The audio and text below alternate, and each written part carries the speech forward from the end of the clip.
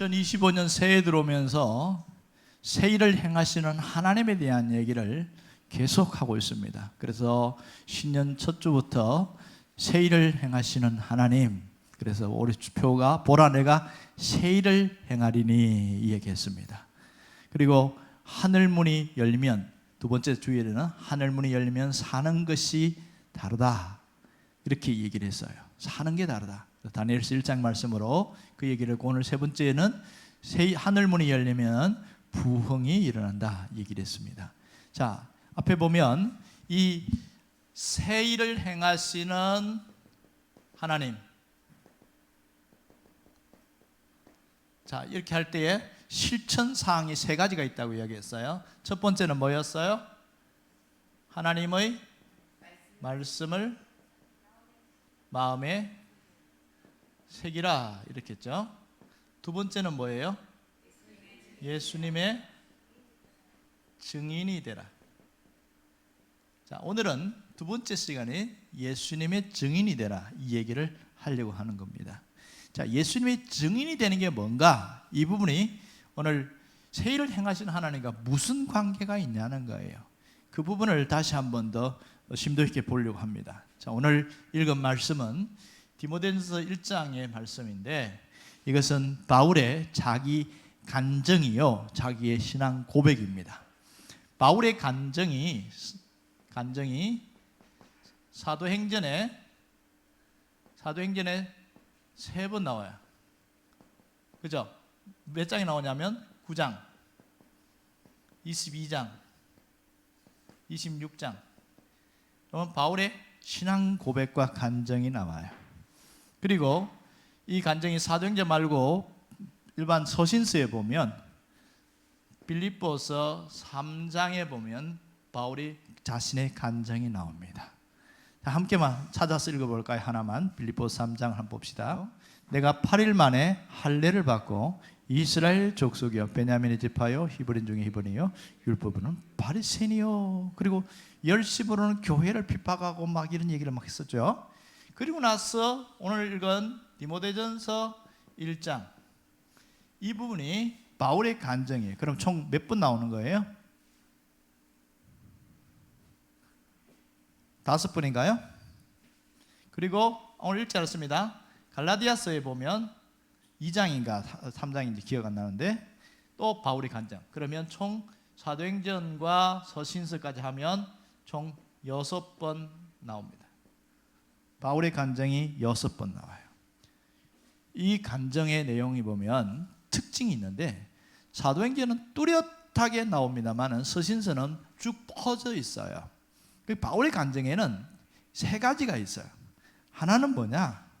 내가 바울의 간증에서 예수 믿기 전에 어떤 자인가 이 얘기를 하고 있어요. 예수 믿기 전에 어떤 자인가. 두 번째는 예수를 어떻게 믿었나,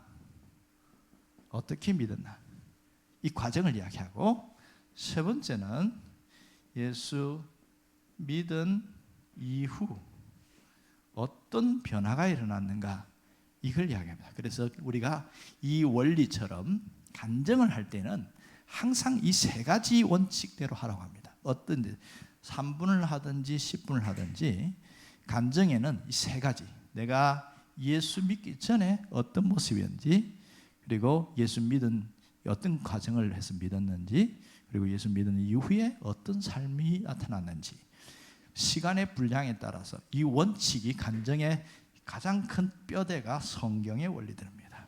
자, 그러면 바울이 왜 이런 간증을 하느냐는 거예요. 왜 이런 간증을 하느냐? 간증이 신앙의 A, B, C다.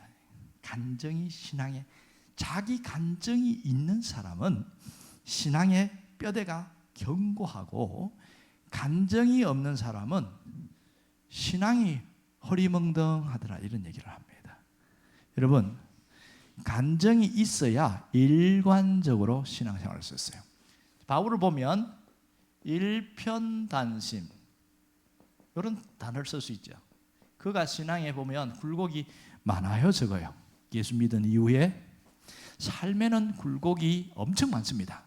죽었다가 한번 사람들 끄집어내서 살아나기도 하고, 그 다음에 물에 빠졌다가 죽을 뻔했다가 다시 살아나기도 하고, 사람들 매 맞기도 하고 엄청 많이 고통당했어요. 그런데 신앙만큼은 변함이 없었어요. 신앙이 변함이 없다는 것은 그의 하나님을 향한 신앙심이 일편단심이었다는 거예요. 왜 그러냐? 간정이 뚜렷하기 때문에. 자기 간정이. 그래서 오늘 본문도 보면 전에는 그런 얘기했죠. 내가 전에는 이런 사람이었다 이래요. 그리고 중간에 보면 나는 죄인 중에 우두머리다 이런 얘기를 합니다. 죄인의 우두머리라는 얘기예요. 나 자신을 보니까 보통 죄인이 아니고 심각한 죄인이다 그 얘기를 하는 거예요. 그리고 핍박자, 포행자, 회방자라는 얘기를 합니다. 몇 절에 나오나요? 그 단어가 핍박자, 포행자, 회방자. 먼저 회방자라는 단어가 나오죠. 회방자. 그 다음에 핍박자. 또 하나가 뭘까요? 포행자죠. 포행자. 몇 절이에요? 예, 13절 한번 읽어봅시다. 13절. 1장 13절 다 같이 시작. 내가 전에는 비방자요 박해자요 폭행자에서 이렇게 돼 있네. 옛날 성경인데. 자, 이것을 뭐라고? 비방자. 그다음에 박해자. 그다음 세 번째 뭐라고 그랬어요? 폭행자. 이거는 한글 개역 성경이고 한글이고 한글 개정 성경이고 이렇게 써놨어요. 자, 무슨 얘기냐면 어떤 분은 이걸 뭐라고 써놨냐면 하나님을 비방하는 자, 하나님에 대해서는, 그리고 사람에 대해서는 철저히 짓밟는 사람에 대해서는 이렇게 했다. 이렇게 이야기를 해요. 어떤 신학자가. 그리고 또 하나는 포행자는 직접 행동으로 이렇게 했다. 뭐 이런 표현을 써놨어요. 하여튼 해석을 참 잘했더라고요. 자, 이렇게 자신이 어떠한 자인지를 밝히고, 그런데 예수를 믿은 이후에 엄청난 변화가 일어났어요. 가장 자기가 예수 믿으면서 내가 어떤 자인지를 밝힌 15절에 보면 죄인 중에 괴수로 맞나요? 15절에 보면 다른 성경에 우두머리라고 이렇게 써놨어요. 이런 삶을 살았던 그가 어떻게 변화됐느냐? 변화된 것을 이야기하는데 16절을 읽어보세요. 다 같이요. 그러나 내가 긍휼을 입은 까닭은, 변화된 모습을 이야기하죠. 예수 그리스도께서 내게 먼저 일체 오래 사심을 보이사 후에 주를 믿어 영생을 얻는 자에게 본이 되게 하려 하심이라 했어요. 자기 자신이 이렇게 변화된 것은 내가 예수를 믿은 후에 변화된, 다른 사람들이 나를 본받게 하기 위해서 굉장한 이야기를 하고 있습니다. 자, 여기서 우리가 예수 믿는 것이 뭐냐? 간증이 있는 삶을 살아가는 것이다. 다시 말해서 그리스도의 증인으로 산다는 것은 내 삶에 예수를 믿는 삶의 간증이 있는 것을 말합니다. 내 삶에 예수를 믿는 간증인 삶이 증인의 삶입니다. 그러면 예수님의 증인이 되라, 이 말은 무슨 말이에요? 내 삶에 간증이 있는 삶을 살아가야 한다, 그 얘기하는 거죠. 여러분, 증인의 삶이 어려워요? 쉬워요? 어렵다고 하는 사람은 죄 가운데 내가 많이 빠져 있는 사람이에요. 쉽다고 이야기하는 사람은 의로운 삶에 완전히 가까이 간 사람이에요. 다시 할게요. 여러분, 어려워요? 쉬워요? 그렇지, 쉽다고 이야기를 해야지. 아직도 어렵다고 그러면 나는 아직도 죄 가운데 실컷 먹고 놀고 취하고 죄 가운데 살고 있어요, 그런 삶이다. 그러면 안 되잖아요. 맞지요? 이걸 잘 알아야 돼요. 감정이 있는 게 어렵다고 얘기하는 사람은 뭘 몰라서 그렇게 말하는 경우도 있지만 여전히 죄 속에서 뒹굴고 있는 사람의 경우는 대부분 이 사람들 많지 않습니다. 내가 주님과 함께 살아가는 그 삶 자체가 그게 간증이에요. 그걸 의식하고 살고 내가 인식하고 살면 무슨 차이가 있냐? 한숨이 적어져요. 부정 떠는 말이 줄어들어요. 주님과 함께 살아가는 것을 의식하고 살아가는 사람들은 주님이 함께 하고 있으니 그러니까 내가 조심한단 말이에요. 생각해봐요. 혼자 막 다니는 거 하고 옆에 자기 높은 사람, 자기 위에 상사는 좀 거시기하고 할아버지하고 같이 간답니다. 그것도 상당히 영향력 있는 할아버지하고 같이 어디를 다닌다고 생각해요. 함부로 말하고 함부로 행동하고 함부로 그렇게 할까요, 안 할까요? 못해. 왜? 그것도 할아버지인데 높은 영향력 있는 분이니까 잘못하면 실수하면 안 되잖아요. 조심한단 말이에요. 조심하는 거예요. 주님과 함께 살아가는 게 이런 모양이라고요. 이런 모양. 그것을 의식하는 사람은 감정 있는 삶을 사는 거예요. 의식하지 않은 사람은 마음대로 이야기하고 함부로 이야기하고 뭐 옆에 뭐 예수님이 없는데 뭐 그러니까 막 오만 욕 다 찌그러지고 막 그렇게 하고 막 그렇게 자기 있는 온갖 더러운 것도 다 드러내는 입으로. 그거는 감정 있는 삶이 아닌 거죠. 왜 그 모양으로 사냐? 인식하지 않기 때문에 그런 겁니다. 인식하지. 물론 잘못했을 때 하나님 내가 또 실수했어요. 용서는 해주지만 이 사람에게는 감정이 없어요. 예수님의 정인이 아닌 거죠. 여러분, 예수님의 정인하면 선입견이 뭐냐? 또 전도하라고 하시는구나. 그렇게 생각합니다. 여러분, 전도하셔야 됩니다. 오늘부터 전도지 100장 들고 나와서 전도하세요. 그게 예수님 정인이 아니라고요.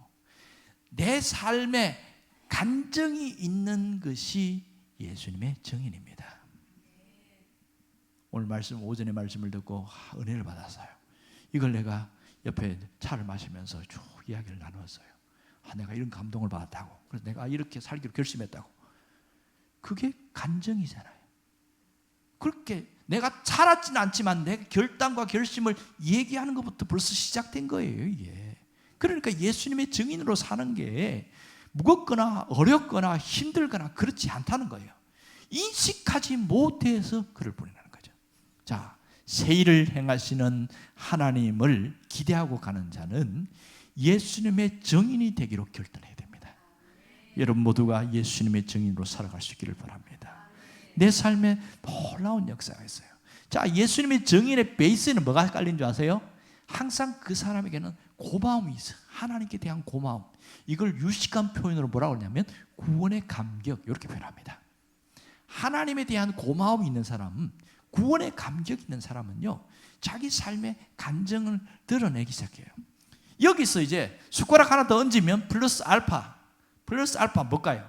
복음을 전하는 거죠. 이해되세요? 이게 우리 삶이라는 거예요, 이게. 그러니까 너무 묶여있고, 막 예수 믿으면 올만 헤매고 꼼짝도 못하게 하고, 이건 하면 안 돼, 이거 해? 여기에 율법에 매여 있는 사람은 삶이 너무 팍팍해요. 신앙생활을 너무 잘못하는 사람이에요. 하나님의 역사는 율법 이전에 은혜가 먼저였습니다.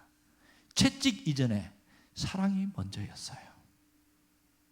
이것을 경험해야 진정한 자유를 누립니다. 여러분이 그런 사람 되기를 바랍니다.